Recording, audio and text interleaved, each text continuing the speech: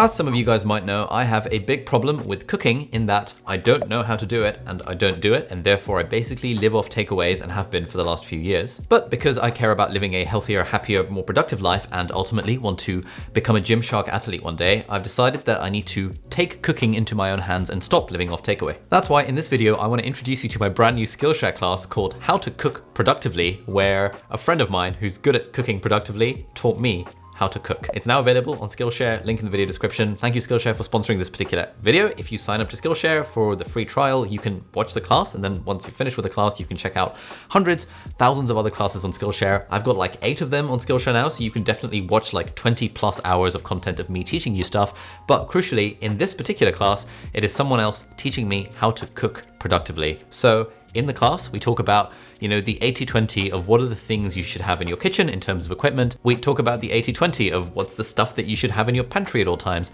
And then we go over lots and lots of different recipes, one of which is in this video, about how you can like cook stuff productively that's like tasty and healthy and relatively cheap, and that doesn't take up loads and loads of time when you're cooking it. But yeah, if you do want to check out the class, then the first 1,000 people to click the link in the video description will get a Skillshare premium membership free trial. And then when your trial is over, the annual subscription is less than $10 a month. And I have been a subscriber to Skillshare for a very long time. And I have as I said, 20+ hours of content on there. So definitely check it out, link in the video description, first 1,000 people. Thank you Skillshare for sponsoring this video. And without further ado, let's show you an excerpt of the class where I cook a chicken salad, sweet potato, teriyaki type thing in a productive fashion with my instructor, Kim. Thank you, and I'll see you at the end. All right, so let's now talk about the recipe. So we're going to be actually applying all of the principles that we've gained from these last several videos and putting them all together to make these amazing recipes. What's our first recipe going to be, Kim? It's going to be the warm chicken and sweet potato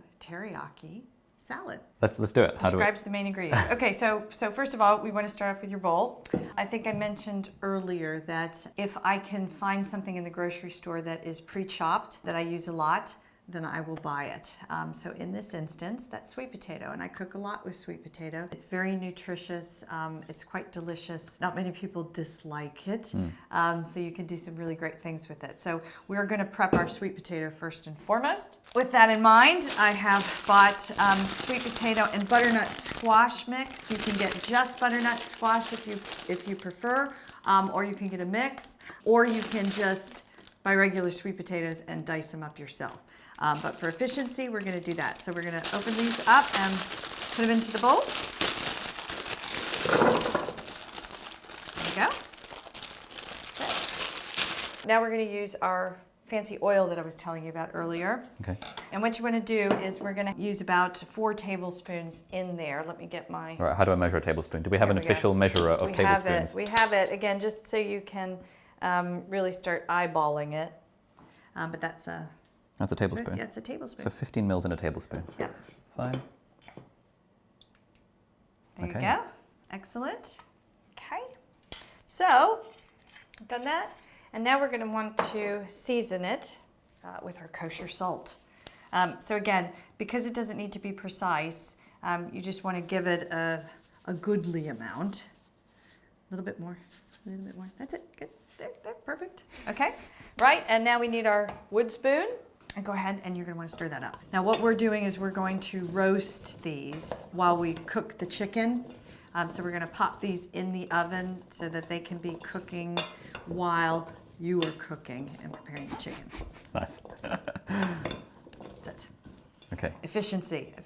Okay, you want to make sure that you completely cover everything. So they all should be glistening, but you want it so everything has a little bit of a sheen. Because again, we're going to put it in quite a hot oven, and so you want it to crisp up a little bit. So they all need their oil. Okay, so that's step 1. We then are going to put these onto our baking sheet. Okay, do we need any kind of foil or baking paper, or we just chuck it all on? Yeah, with the oil, that'll keep it from sticking. Some of them will stick. It's hard to kind of get away from it. Okay, and then you just kind of want to spread those out. So it cooks evenly. This seems way too easy. Well, that's what it's supposed to be. We want it to be easy. Yeah. And you can, this is a great side with just about anything to make. Okay? Right, okay, so what we're gonna do is we're now gonna put this in our preheated oven and let it cook while we make our chicken. All right, so how long are we putting in the oven for and how hot are we going? Okay, so we're gonna want to, because we're roasting these, we're gonna want it pretty hot, so you wanna put it around 200 degrees Celsius. Okay, and for how long? About 20 minutes. 20 minutes, so 20 minutes, 200 degrees in the oven, all right? Yep. All right, so for our next step, we've got the sweet potatoes now in the oven and they're roasting. And now we need to prep the chicken. So go for it. Okay. Need to open the packet. What do you want me to cut this into? You're going to open that up and then you can cut it into either strips or you can cut it into little chunks. So we've obviously washed our hands. Obviously. Yes. Okay.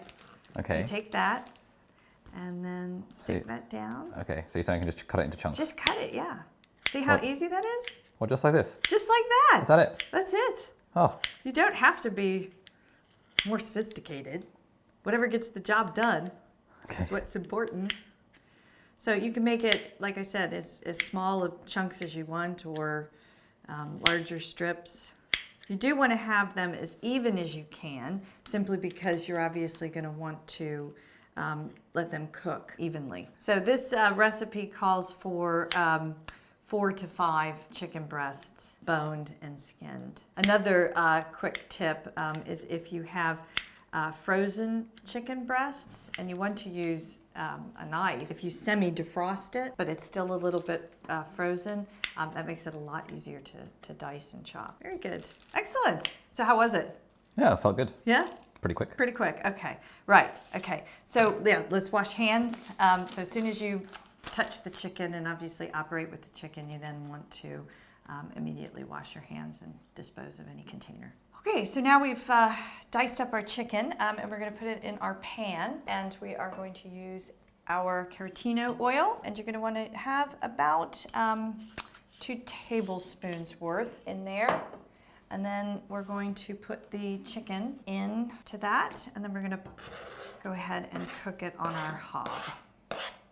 We're now going to cook our chicken in the Carotino oil, and as you can see, I'm coating it, and we'll leave that. And while we're letting that cook, we're going to do our chopping. So I've brought out something that I got just for you. Oh. Because you told me that you didn't like to chop. Yeah, I hate chopping stuff. Okay, so I've tested this out, and I think it's a really useful gadget. Okay. Okay, so if you have space, you may want to get it. And effectively what it is it is a chopper. Oh. So we're going to put our onion and what have you in there, and we're going to chop it. Okay. Okay, so first we're going to open these up and wash our vegetables. Right. Okay, so we have our courgettes here. Okay, and we need our knife. And what we're going to do is we're going to cut off the ends. And then we're going to cut them into chunks. Now I cut, as you see, 3 in a row. Again, this is part of batching, is that when you actually cut, if you can line things up, rather than doing them individually, it does take less time. Okay? Roughly even. Again, if you're not going for a gourmet competition, I don't think you need to worry too much about it.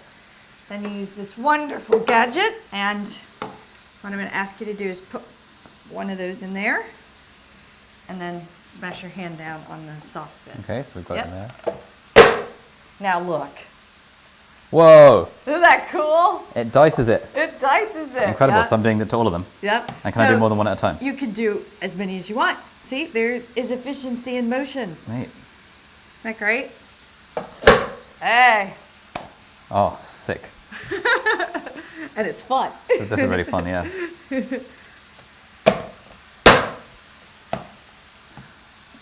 It works really well. Incredibly satisfying. Yeah, definitely. So you see why I said you might want to have this in your limited repertoire, your 80-20 rule. Indeed. Yeah. So 3 courgettes, whoops, just about fills that up. Well done. Okay, and now? Okay, no, we don't want to push that. I'm going to get a bowl for that. We can pop those in there. Chicken's cooking. Excellent. Okay, so we've got that. Now, because we're going to be mixing these together, you don't necessarily have to clean that out. Now we're going to do a red onion. As I said, I like red onions a lot. I think that they add a lot of flavor.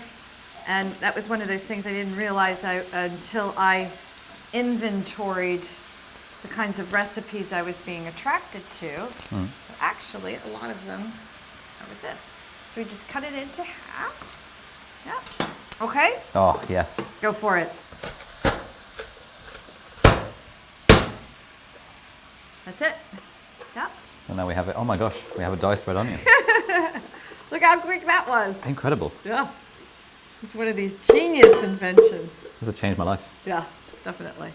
So, and it's also good if your eyes get really sensitive to onions because you'll take care of that. Okay, so we're prepping that.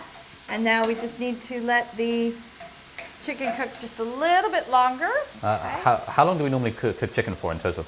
I would say about 8 minutes. Again, I like to eyeball everything that's given to me that's an approximation. So you obviously want to make sure your chicken is not clear. So I don't know if the camera can see this, but see how that's still raw looking. But 8 minutes at medium high temperature should be fine. Okay, so now our chicken has cooked. And we're going to put that aside. I'm just using the same bowl that we mixed the sweet potatoes in and butternut squash because it still has some oil in it. So I'm going to do that. And now we're going to just set that aside for a moment, and we are going to cook these guys in it. You may want to add a little bit more oil, so maybe another 2 tablespoons. Isn't this quite a lot of oil that we're using? I thought oil is unhealthy.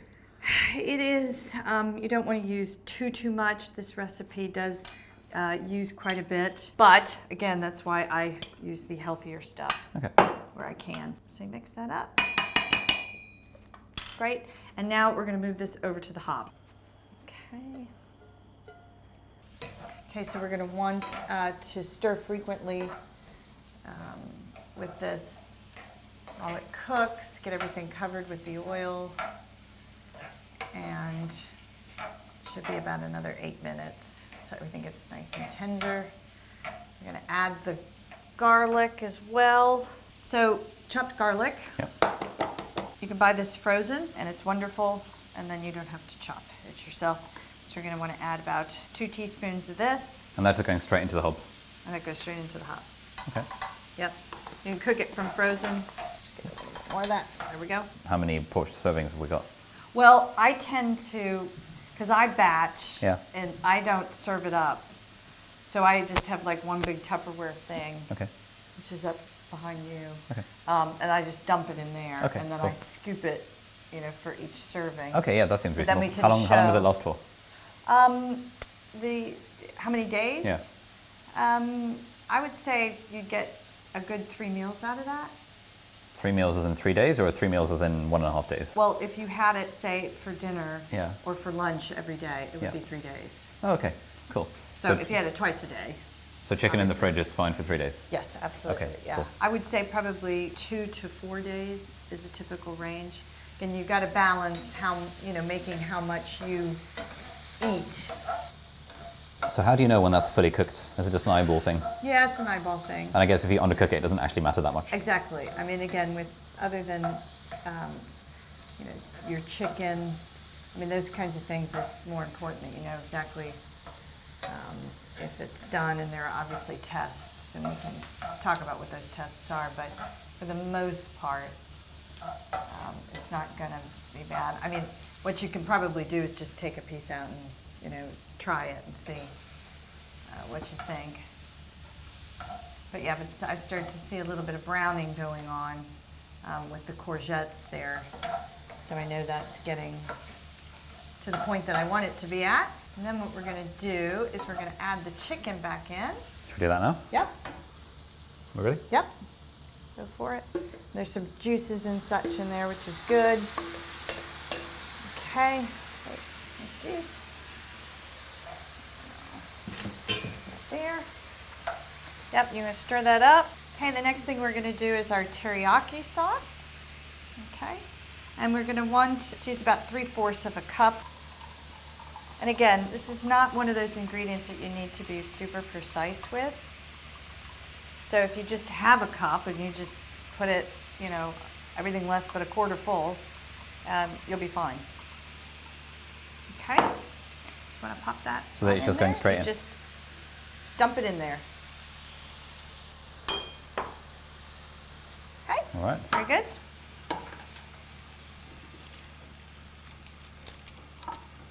So you just want to stir and coat everything. You're going to want to put some fresh ground pepper. Just like randomly? go for it, yeah. All right. Random seasoning. How much difference is this actually going to make? Like, it doesn't feel like much pepper at all. It does. You know, it's like one of those things. It adds just enough. Like if you put too much pepper on it, you can taste it. If you don't put enough, you can't taste it at all. So Yeah. this is one of those seasoning exercise. Okay, you see how it's a bit got a bit of watery. Yeah. The gooey. teriyaki sauce is there. That's good. We've got our sweet potatoes still cooking in the oven, and now we're going to make our sauce. Oh. Okay. Was that not our sauce in there? Well, it's about to become more of a sauce. Oh, okay. That is just liquid in there right now. We've got to turn it into a bit of a sauce. So that's why we need our corn flour. Okay. Okay, so what we need, let me grab a little container, and then I'm going to show you how to make a paste. Awesome. Okay, so there's about a little bit over about a tablespoon and a half, 2 tablespoons of water. Just like normal water. Just normal water. Again, don't have to be precise. What we're going to do is we're going to take the corn flour, and we are going to take about 2 tablespoons.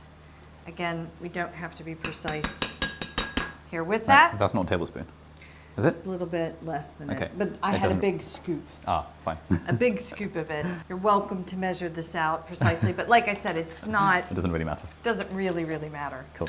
Always use those for guides unless you're baking. So what you want to do is stir this up. I don't know, can the camera see? Gets a bit sticky at first. Yeah. Go ahead and try stirring that. You'll come across some of the stickier bits Yeah. on the ground, yeah? But you want to make it nice and smooth. Okay. Yeah? Yeah, it's pretty smooth. Okay. So now what we're going to do is we're going It to... looks like milk. It does a bit, but it's really not. Okay.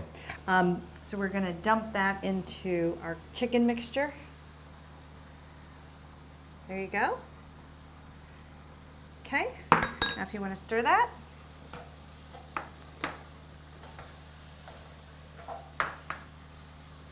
And you'll start noticing the chemistry. It starts thickening. Does it? You see? Oh, yeah. It is thickening. Yeah. With just that tiny amount of... Just that little bit. Sick. Yeah. So, and what it does is it helps the food to coat, or the sauce to coat better on the food. Okay. I use that a lot in stir fry recipes, just to give it a little bit more zing around there. Oh, that's looking amazing. That is looking Yeah? amazing. Yeah. Okay. We're going to turn the heat down, and then we will add these sweet potatoes when they are out of the oven. So what's the point of turning the heat down? Does that just mean it stays warm but doesn't burn, or Yeah. and why not turn it off altogether? Well, you would turn it off once everything's done. I just wanted to check and make sure that the chicken's done. Yeah. And how are you checking that? I'm just cutting into it and making sure that everything's white and that the juices run clear. Yeah. And that there's no, you can see it's kind of flaky there. I'm not sure if the camera can see that, but it looks like the inside, I always say, of a chicken McNugget. Yeah. Yeah. So the inside is kind that's of white done. and flaky. Exactly, yeah. So that assures you that you're done. Certainly when you first start cooking, I think it's probably fine and to be expected that you might want to cut into it and just double check it and make sure that's good, but that's awesome. So that doesn't need, and now I can turn that off until we are ready to add the sweet potato to And it. what's the theory behind meat thermometers? I've heard a few YouTube channels, like Binging with Babish, talk about how important a meat thermometer is. Meat thermometers are important if you're doing a lot of roasting, I would say, and you want to make sure that you've got a roast right, and you want to be able to take it out of the oven at the correct temperature. So yeah, they are important, and I didn't put them on our 80-20 list because I figured we weren't going to be doing a lot of roasting per se, roasting vegetables, but not necessarily the meats. But certainly, if you've got one as a gift, you can certainly use it. Awesome. So we've got another 10 minutes to wait until the sweet potato butternut squash thing comes out of the oven. Yep. So let's speed forward time or something. Okay, so we're about to assemble our chicken and teriyaki. A warm chicken and teriyaki sweet potato salad. There you go. That's See, the one. he says it even better than I do. So that's just about to come together, so I thought we'd just plate it up. So assuming that we're going to put it into a storage container, and then you can pop it in the fridge, when it comes time to actually serving it, that's what we're going to show you how to do. Cool. So if you can grab one of the plates, Allie. So we've got our head of iceberg lettuce. You're more than welcome to buy this pre-washed and already torn up in the salad section of most grocery stores, but it is a lot of money. Yeah, it's about 10 times more expensive when Exactly. Yeah. And iceberg lettuce lasts quite a bit longer, I find. I don't know if that's scientifically validated, but certainly when it sits in my fridge, it sits in there longer than other salads do. So I have just bought it in the head. I've washed it, and now we're going to serve it up, and it is going to be so easy. Cool. Okay. How do we do it? So what you want to do is you want to start ripping leaves. Oh, just with my hand? Just with your hands. Okay. Well, you can... There you go. And take as many leaves as you feel. That I usually say you want to put it across the plate in about 2 layers thick. Okay.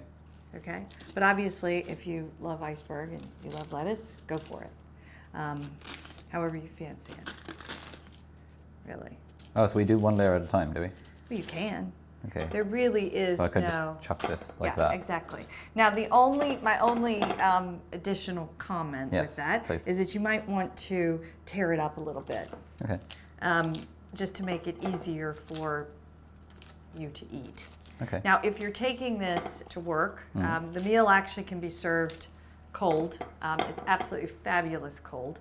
I like it heated up. It just makes me feel like, I don't know, a little bit warmer inside. So if you do want to heat it and you're taking it, say, to work, what you can do is put the lettuce, tear the lettuce up, put it in one container, and then put your teriyaki chicken and sweet potato mixture in another, and then you can microwave at the office or wherever to reheat the chicken mixture, and then assemble thereafter. Otherwise, you can mix it all up and take it into work, no problem. So yeah, so there's our plate 1 for that, and obviously you want to put that as many plates and servings together as you require. Okay. It's probably maybe a little bit too much out of this one. I'd maybe do a little bit less. And again, think about what your fork is going to do. Like, doesn't it drive you crazy when you like go and get a salad and the leaves are so huge? Yeah. And like you're, kind of hanging out of your mouth as you're trying to eat that plus everything else. So I try to think about what what size would be dainty. Dainty. Nice dainty size. Okay, fine. That's right. That's right. So obviously we're making up enough for everybody. I assume you guys are going to eat this, yeah? Yes. Okay. All right. Okay.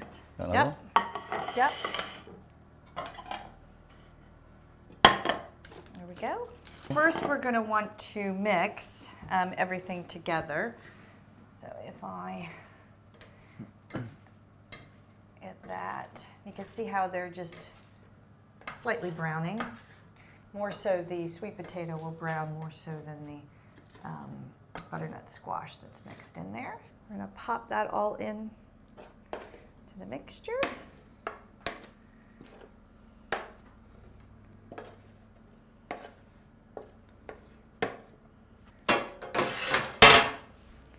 Now we're going to want to mix it up. We can get it, it's nice and warm. Ugh, it's heavy. You can pop it, you can pop it on there if you'd like. Yeah. It's looking pretty good. Yeah. And just So what's a Tupperware do? the Tupperware. Okay, so to put this now into Tupperware or food container, this is the size that I typically use. I think it's a 4 liter. 3.9 liters. 3.9 liters. Made in that's very China. good. Yeah, made in China. So this is the size, and you just scoop it up in here, and then you want to leave it to cool Okay. before you put it into the fridge. But then you can serve it from there and do it like this. So assuming that you get, and you fill that up, for your meal, when you come time, you would go directly from the Tupperware, and then you can put it in a smaller bowl, say, for an individual portion, heat it up in the microwave. I always, when I'm reheating these items, I do it on the lowest setting of the microwave, simply because I don't like food splatter all over the place. And also, it heats it more evenly. So you have to do it a little bit longer in the microwave, but it heats more evenly. So you can serve this up. And again, you can see this is warm on cold. Yep. Okay. Cool. I'm going to try it. I can get you a fork. Sure. It's my daughter's. So let's try this out. Have a bit of lettuce. Have a bit of butternut squash or sweet potato, whatever the hell that is. Might be a little bit of both.